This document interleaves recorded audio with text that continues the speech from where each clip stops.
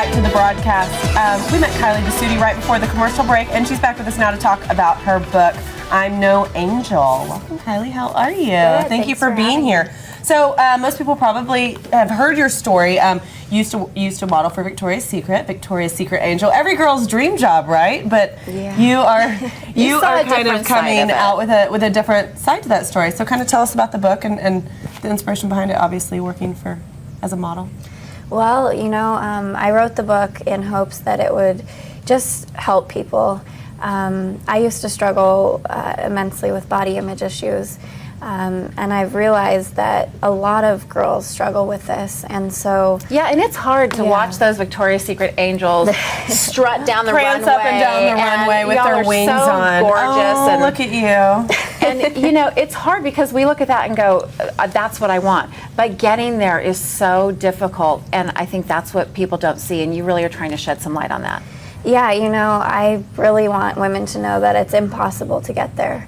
Women don't understand that it takes 8 hours of hair, makeup, airbrushing, spray tanning, and that's not even counting the weeks before that you're hardly eating anything. So we shouldn't feel bad when we put on our lingerie and look in the mirror and we don't look like that. That's what I want to ask you. If you didn't spend 8 hours doing your perfect. Okay. Woo, I feel a lot better now. That's really what I want to know, though. Share with people what it takes to get there from an eating perspective, an exercise perspective, and you're just saying like it's impossible to keep up with all that.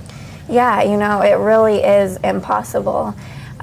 Because when you're, you know, when that's your main job and all you're doing is eating so clean, working out constantly, and then getting, you know, 4 rows of fake hair, fake eyelashes, the whole, you know, airbrushing away all of your cellulite, all of your scars, everything, of course you're going to look great, you know. What's the hardest part for you? What was the hardest part in everything that you were doing, the 8 hours, the days? What was the toughest challenge that you faced when you were doing this with Victoria's Secret?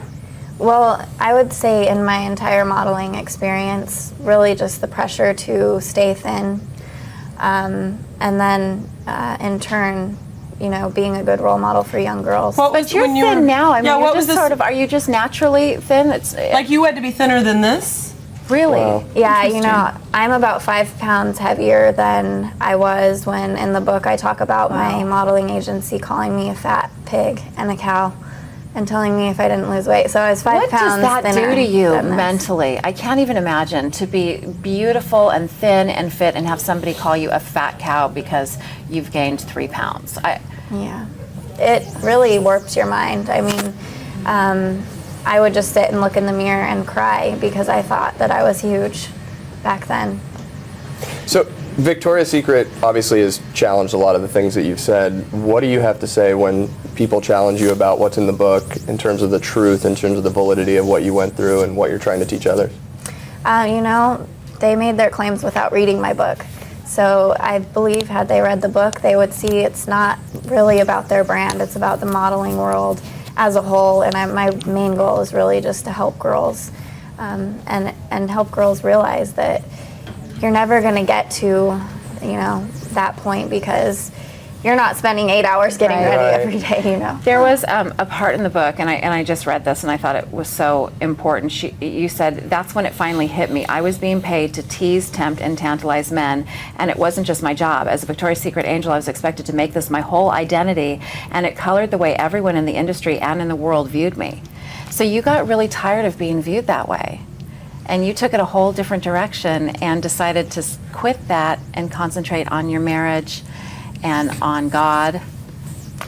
Yeah, you know, I mean, you're married, so I doubt you would, you know, feel good about your wife being in lingerie for tons of men to see. Yeah, But I have to ask you a question. Yeah. When you sign a contract with Victoria's Secret, don't you know that that's what you're signing up for? Isn't that why dudes watch Victoria's Secret runway show every year? Because they want to get tantalized and they want to get teased and they want to see you walk down the runway in underwear. I mean, don't you know that's what you're signing up for, though? Well, yeah, you know, the reason why I got involved in lingerie modeling, and a big part of my story is the way that God changed my heart, because back then, even though I was married, I was still looking for attention from other men. I craved that attention.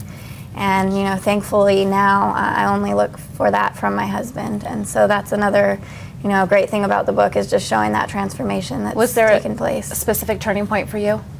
Yeah, the photo shoot that you're talking about in the book, that's really one of the big turning points for me, was right after that photo shoot. So how long had you been modeling up until this specific incident happened? Well, I started when I was 14, and that happened when I was 20. So You were modeling 6 lingerie years. at 14? Wow. No. not lingerie, no. But the first time I was in lingerie was when I was a teen still, before Really? I was out of high school. I think we forget how young a lot of these lot of those girls girls are, are. because, like you said, you put in the 4 rows of hair and the airbrushing and the push up this and suck in that, and Yeah. you forget that they're still teenagers. Right. And you don't always have devilishly handsome men going through these catalogs. I mean, you can just imagine, 65-year-old, Yeah. pedophile or something. Creep balls, looking through yeah. that. It's creepy. So Anthony Weiner. do you feel at peace now? Do you feel peaceful? I You do. I'm so happy now. I feel at peace with everything that Do you I'm still doing. shop at Victoria's Secret? I do. What is? We need to take a quick break. When we come back, I want to ask you what the response has been from young girls to your story, because I'll bet that's an interesting thing. We'll talk about that when we come back. More with Kylie. When we come back.